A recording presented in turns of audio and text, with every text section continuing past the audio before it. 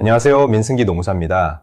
해고를 당해서 노동청에 진정을 제기했는데 근로감독관으로부터 해고 수당 인정 안 됩니다 라는 말을 듣고 당황하는 분들이 정말 많습니다.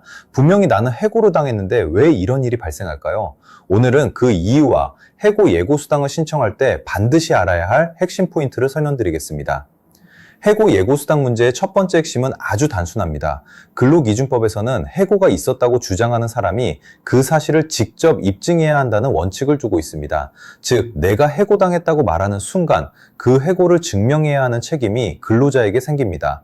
문제는 대부분의 해고가 문서가 아니라 구두로 이루어진다는 점입니다. 오늘부로 그만 나오세요. 내일부터 나오지 마세요. 이런 식의 통고는 흔하지만 정작 노동청에 진정을 넣으면 근로감독관은 이렇게 묻습니다. 그 말을 실제로 들었다는 거 보여줄 수 있는 자료가 있나요? 그리고 많은 분들이 녹취도 없고 문자도 없고 어떤 흔적도 제출하지 못합니다. 그 순간 사건의 결론은 거의 정해집니다.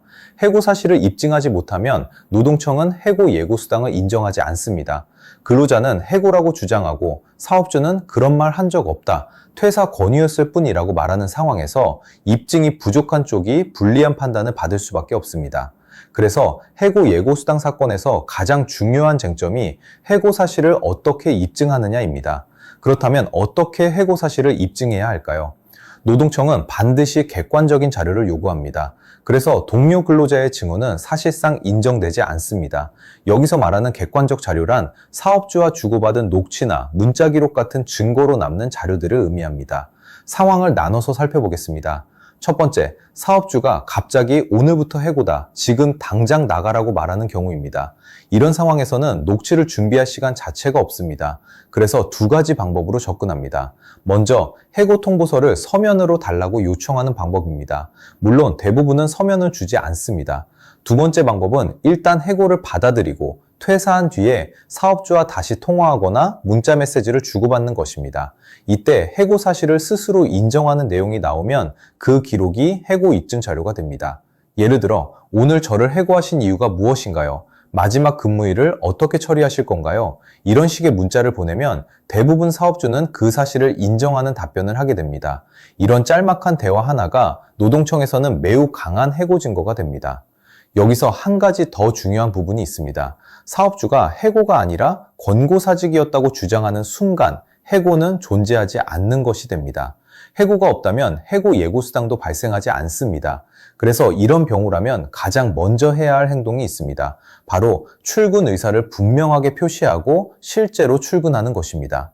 왜냐하면 해고가 아니라면 근로관계는 여전히 유지되고 있기 때문입니다. 그 다음 상황도 한번 보겠습니다. 사업주가 이번 달까지만 나오세요. 대신 말일까지만 임금은 챙겨드릴게요. 이렇게 말하는 경우가 많습니다. 그렇다면 이것은 해고일까요?